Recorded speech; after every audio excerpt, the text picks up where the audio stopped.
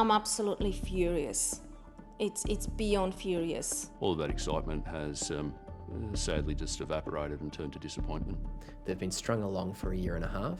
Meanwhile, the property market has increased in value, and now they've just been let out to dry. Dreams shouldn't have an expiry date, but for these home buyers, time just ran out. And it is devastating that I'm actually being put in this position and I shouldn't be. 55-year-old single mother of four, Ivana Jasenik, thought she was securing a future for her family. It wasn't so I could go in and enjoy it and retire in it. It was so I could actually turn around and assist my children. Promoted as Queensland's Bondi, Sydney-sider Ivana saw the Gold Coast suburb of Burleigh as the perfect place to invest. It was a 2-bedroom property. It was on level 10. Very close to Burleigh Beach, which is a beautiful beach, and close to all the amenities. Really good restaurants, great cafe scene. Accountant Neil Parker is trained to be sceptical, but even he was drawn in by the promise of the Bondi Burleigh apartment project. And so for us it was about two things. One was setting ourselves up for retirement, and the other was the opportunity to perhaps use the unit in time to create some memories for us with our family and friends. The 25-storey, 174 apartment project was to be built by Morris Property Group.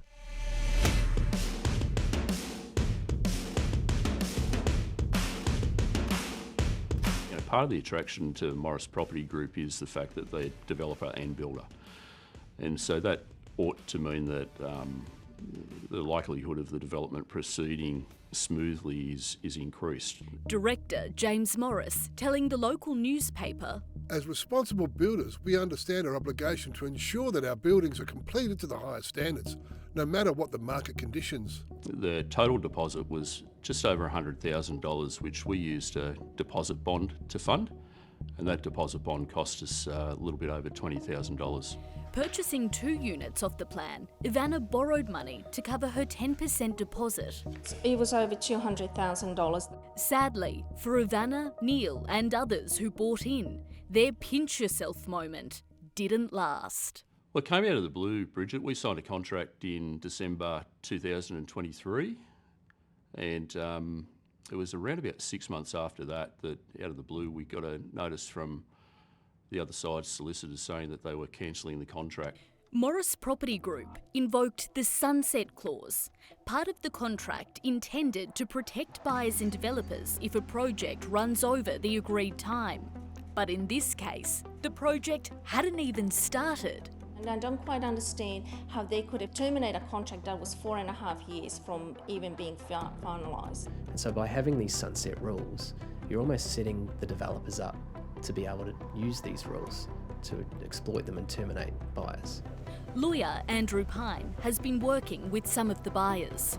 We'd normally expect to see a change in circumstances, whether that be a change in legislation, a change in market conditions, or a change which is outside of the control of the developer. But we haven't seen any of this.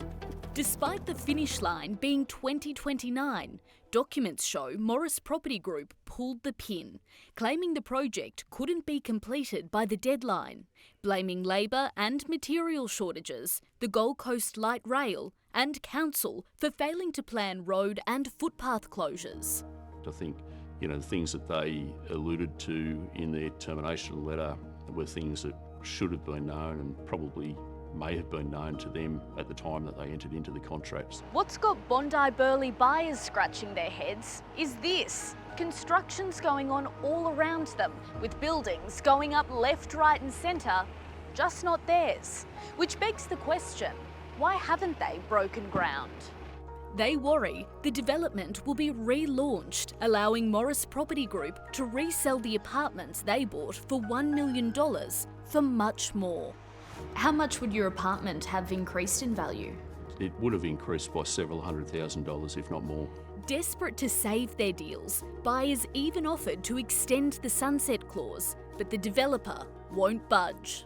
If you have a developer who enters into contracts at one point in time and then 5 years later is looking to settle those properties, they're losing out on hundreds of thousands of dollars because the market value of that property has increased. So I still do believe that they will keep continuing with the build.